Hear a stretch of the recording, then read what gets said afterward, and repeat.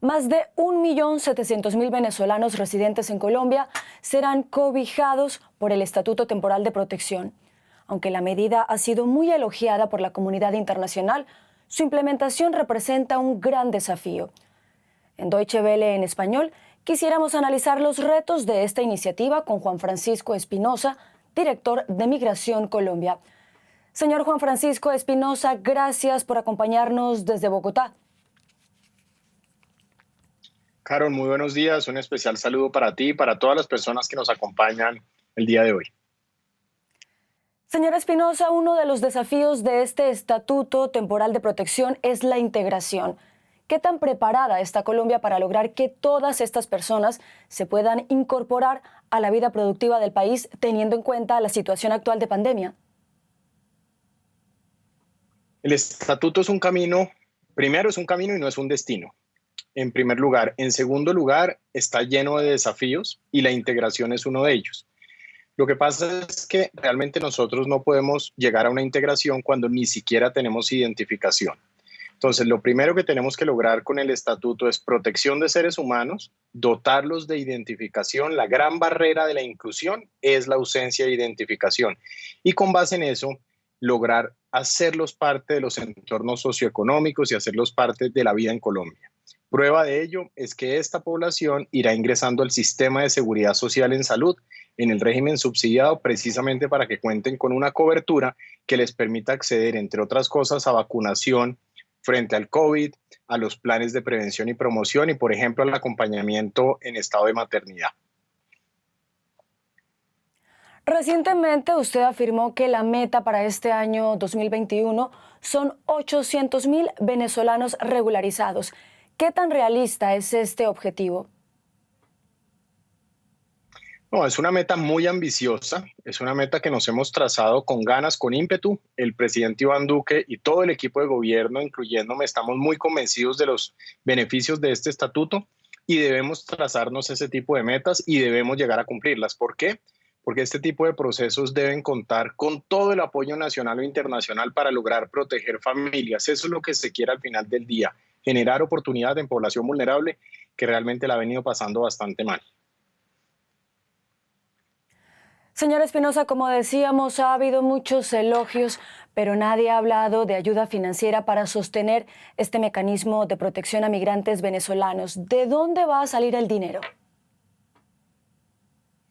No, acá digamos ya hemos empezado unas reuniones, unas sesiones de trabajo con el GIFEM, el Grupo de Apoyo a la Migración Venezolana de la Cooperación Internacional, con OIM, con ACNUR.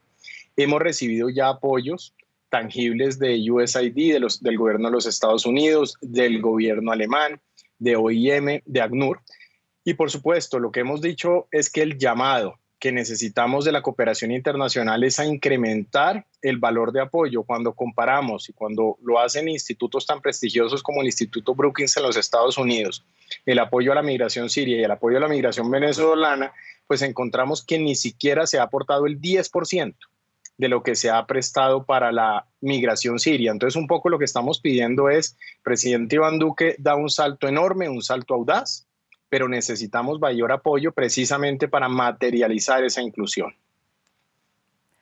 ¿De cuánto dinero estamos hablando? ¿Cuánto dinero necesita Colombia para poder implementar a cabalidad este Estatuto Temporal de Protección para Migrantes Venezolanos? Estamos haciendo un esfuerzo, digamos, con las arcas de la nación, con el presupuesto de Migración Colombia, con los presupuestos futuros y, por supuesto, con la cooperación internacional. El apoyo que hemos pedido para implementación realmente es corto de cara al universo a apoyar y se trata de $22 millones. Usted nos hablaba hace algunos minutos de la vacunación, de cómo vacunar a estos migrantes venezolanos. ¿Qué nos puede contar sobre este plan de vacunación a los migrantes? Bueno, miren, como lo hemos visto a lo largo del mundo, los planes de vacunación tienen un orden específico que busca proteger a las personas con mayor potencial de afectación. Dentro de las potenciales afectaciones no existe el criterio nacionalidad. En ese sentido, lo que el presidente Iván Duque ha dicho aquí en territorio nacional es población regular de migrantes, no importa su origen, Venezuela, Perú, Ecuador, Estados Unidos, cualquier país, entran en la fase normal que estaría un colombiano. La población irregular está por fuera de esa fase. ¿Por qué? Porque al ser irregular no tenemos una caracterización, es decir, no sabemos cuántos son adultos mayores, cuántos tienen padecimientos en salud. Entonces, este proceso, este estatuto temporal de protección, pasa por un periodo de caracterización socioeconómica que arranca en mayo y de esa forma vamos a poder ubicar a cada uno de esos migrantes irregulares en la fase de vacunación que corresponda, de manera tal de que tendrán exactamente el mismo derecho de vacunación que tiene un colombiano. Bueno, tenemos entendido que aunque las fronteras de Colombia continúan cerradas, muchos migrantes venezolanos siguen llegando a territorio colombiano. ¿De qué cifra estamos hablando y qué va a pasar con estas personas? ¿Qué estatus tendrán? ¿Van a ser también, por ejemplo, vacunadas contra el coronavirus? Señor Espinosa. Miren, lamentablemente la migración venezolana o el éxodo venezolano se sigue presentando. Y mientras Venezuela no cuente con una democracia y con un país que se ocupe de su población, estos procesos migratorios se van a seguir dando. De acuerdo con los estudios internacionales, ya son más de 5 millones los migrantes que han tenido que abandonar su país a causa del hambre y la miseria. Más del 34% se encuentran en territorio nacional. Mientras esto siga sucediendo y pese al cierre de fronteras que hemos establecido muchos países por la situación de pandemia, se van a seguir generando esos movimientos.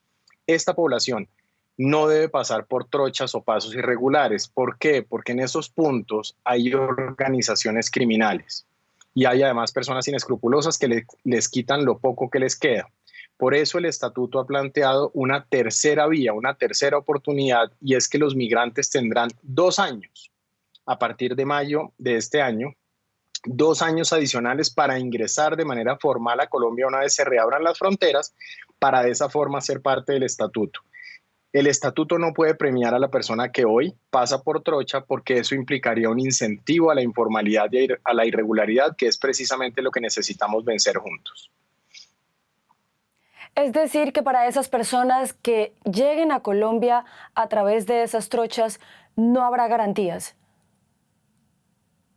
No, no es que no haya garantías. Garantías tienen todos los seres humanos en territorio nacional con independencia a la situación en la que se encuentren. ¿Ok? Se trata de que no podrán requerir su participación en el estatuto temporal por cuanto el estatuto no puede tener el incentivo perverso de fomentar la irregularidad. ¿Cuál es la lucha contra la irregularidad y el paso por trochas? Lo hemos visto, las trochas ofrecen unos desafíos geográficos peligrosos. En muchos de esos puntos hay ríos caudalosos. Hay adicionalmente población criminal, personas que están en actividades criminales y que cobran por esos pasos y exponen a niños, niñas, adolescentes. Por eso, de parte de Colombia, nosotros rechazamos de manera vehemente ese paso y lo que hemos buscado precisamente es abrir la oportunidad de que pasen formalmente por las fronteras y de manera organizada puedan hacer parte de este estatuto. Señor Espinosa, ¿tienen ustedes cifras oficiales de cuántas personas estarían pasando por día o por semana a través de estas trochas que nos menciona?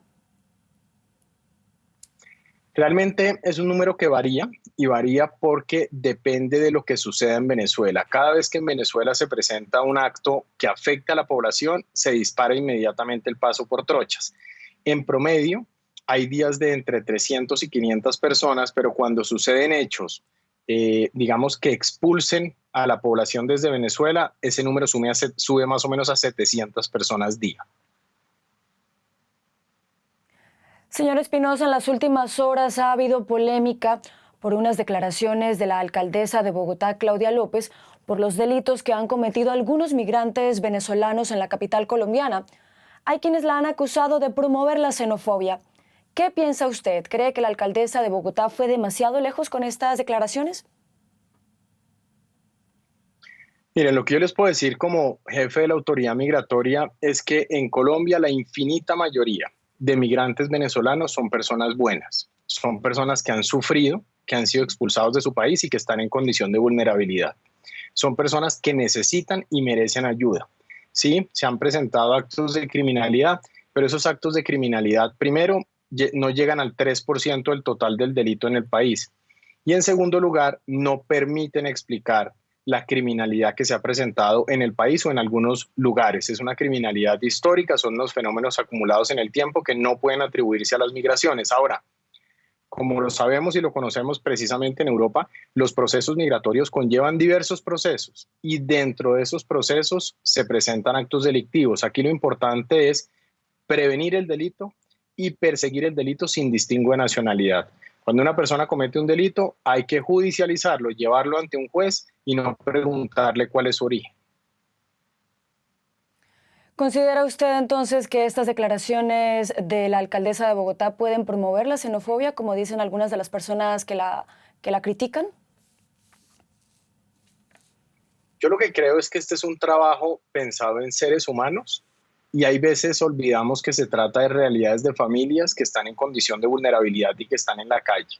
Entonces, un poco el llamado que siempre hemos hecho y en el cual yo trato de profesar una religiosa fe es en el sentido de ser muy cuidadoso con las palabras, por cuanto las palabras tienen impacto en las personas y pueden afectar a personas que ya la vienen pasando suficientemente mal. Desde su punto de vista, desde la percepción que usted tiene con todos estos años en los que Colombia ha estado recibiendo ciudadanos venezolanos a raíz de la crisis que hay en ese país, ¿considera usted que ha habido últimamente un ambiente de xenofobia hacia la población venezolana? No, miren, yo creo que es normal que las migraciones generen inquietudes y generen preocupaciones.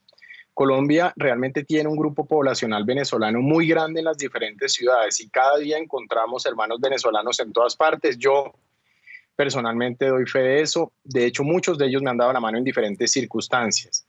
Yo no creo que la xenofobia sea un fenómeno reciente. Yo creo que en algunos casos y en algunos momentos se han presentado posiciones de angustia, pero realmente Venezuela y Colombia somos pueblos hermanos. Es totalmente normal que un colombiano tenga familia en Venezuela y que un venezolano tenga familia en Colombia. Entonces yo creo que esta es una nación que se construye más bien con una tranquilidad, con unos sentimientos de hermandad, pero claro, está en la responsabilidad de todos nosotros fomentar esos lazos de hermandad y alejarnos de brotes y de manifestaciones que puedan estigmatizar a cualquier tipo de ser humano. Pues, señor Espinosa, mientras la situación en Venezuela continúe como hasta ahora, es probable que se mantenga ese flujo migratorio hacia territorio colombiano. ¿Cómo se está preparando su país para recibir a más venezolanos? Miren, lo primero es que la causa de la migración venezolana no es Colombia. Colombia es el mayor receptor de la migración venezolana, no por nada distinto de tener más de 2.200 kilómetros de frontera.